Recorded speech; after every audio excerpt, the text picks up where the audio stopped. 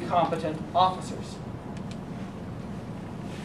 The laws go on to describe what you have to have in your home. Remember, everybody's required to be a militiaman unless you're exempted. Minister, school teacher, member of government, miller, were all exempt professions. Everybody else had to be a member of the militia, or if you were disabled. So you had to have in your home, you had to have a gun, you had to have 3 days rations, you had to have so much shot and powder, you had to have a hatchet or a sword, had to have a jackknife, had to have a 1-quart canteen. This is all part of state law. That's what a militia is. Now, this is a line I created for a play. If the people, remember the militia is the whole body of the people. If the people are the defense of the state cannot practice tyranny. You know, I know, screw, and I guess I kind of belie my youth here, but anybody ever, older people, ever see Blazing Saddles? Remember the sheriff there holding himself hostage? Okay? That's the image. If the state if the people are the defense of the state, they'd have to hold themselves hostage for the state to practice tyranny. Isn't going to happen. Realize that the militias didn't begin in 1776. New Hampshire's began in 1689.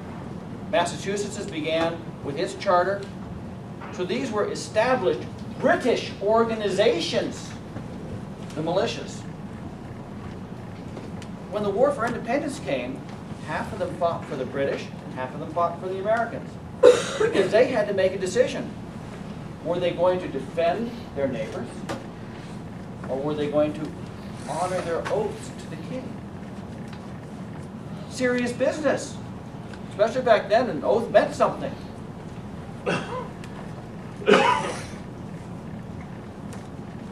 Where are we for time? We have, let's see, 8 minutes? 8 minutes. 8 minutes. Then we better jump. What I will tell you is there is no article in the Bill of Rights that doesn't originate in the state constitutions, other than that comment about religion. Quartering of troops, we got it in New Hampshire. Secure from search and seizures, we got it in New Hampshire. Trials for crimes and not being, not being able to be deprived of life and liberty. We got it in the Constitution of New Hampshire, Article 15, Article 16, Article 17. If I want to seek sanctuary from a state official regarding search and seizure, do I go to Article 4 of the Constitution for the United States? No. I go to Article 15. Or, I'm sorry, Article 8. Article 15 of the Constitution of New Hampshire.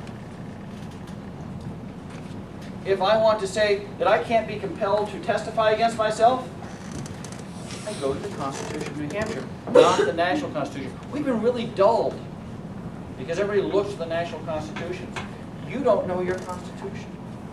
The Constitution of Massachusetts. Well, let's go to where I've achieved some notoriety. Article 9 and Article 10. Do states have rights? They do? Can you show that to me? Think about this. Read Article 9 says that the enumeration of certain, the enumeration in the Constitution of certain rights shall not be construed to deny or disparage others retained by the people. Do the states have rights there? Nope. Okay. Article 10. The powers not delegated to the United States by the Constitution, nor prohibited by it to the states, are reserved to the states and the people respectively. So Article 9 protects your unenumerated rights, and Article 10 protects the rights and the powers of the people. States don't have rights, they have powers.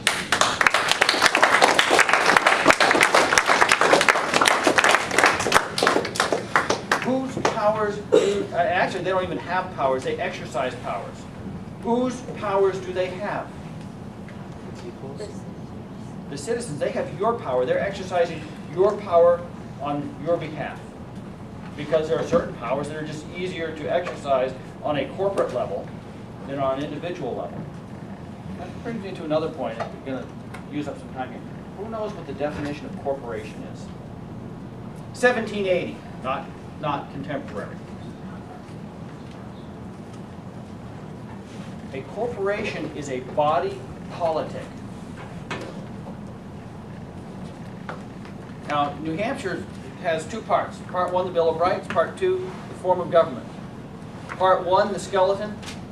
Part 2, the energy that gives motion to that skeleton. Part 1 is the Republic. This is the seal of the Republic. This is the seal of the Republic. Part 2, the second seal is the seal of the state. The first article in Part 2 is, the people inhabiting the territory formerly called the province of New Hampshire, kind of like the artist formerly known as Prince, do hereby solemnly and mutually agree with each other to form themselves into a free, sovereign, and independent body politic by the name of the state of New Hampshire. They were organizing a body politic, a corporation. Two types of organic corporations: states and churches. One of these law statutes in New Hampshire is churches are corporations. If a church is a corporation, what does it not have to do?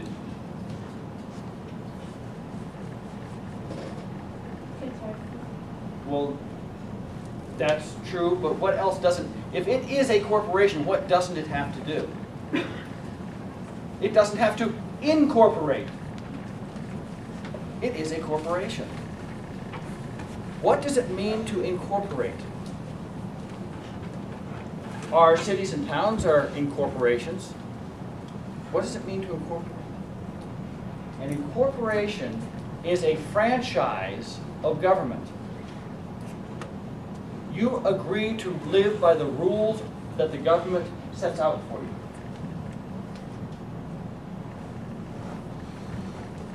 In exchange for that subjugation, the state confers upon you sovereign immunity. The individuals cannot be sued for the action of the whole. So when corporations, when commercial enterprises incorporate, they say, Mr. Government, I want my sovereign immunity. I will be your slave. I will organize my government. My form of government will be that which you prescribe. I will meet when you say I must meet. And in fact, all incorporations were legislative actions until the 1960s. Explicit. I mean, up in Concord, we voted for banks to be formed, manufacturing companies to be formed. If they wanted to change their form of business, or their subject of business, that was an action of the legislature. There is, in fact, no such thing as a private corporation. Think about that. Think about what that means when your church incorporates. We left England so that ministers would not have to be licensed. In the 1960s, a gentleman by the name of Lyndon Johnson convinced the churches that they had to be incorporated, 501c3s, so that they would be tax exempt. What does IRS Code 508 say? Churches are tax exempt. Just by definition.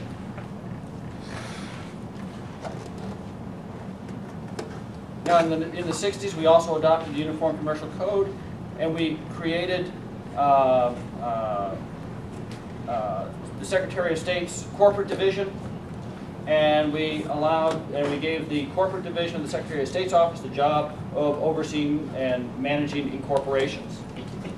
Is it any less a legislative act? We created the office. We gave it its duties. It's still a legislative act in its most fundamental essence. We just delegated it. But you need to go back and learn definitions. This is the world of government is the world of wordplay. I went back because I found out that the Supreme Court of New Hampshire is listed on Dun & Bradstreet. And I said, gee, that's weird. When was this created? 1787. Maybe our founding fathers didn't really have a problem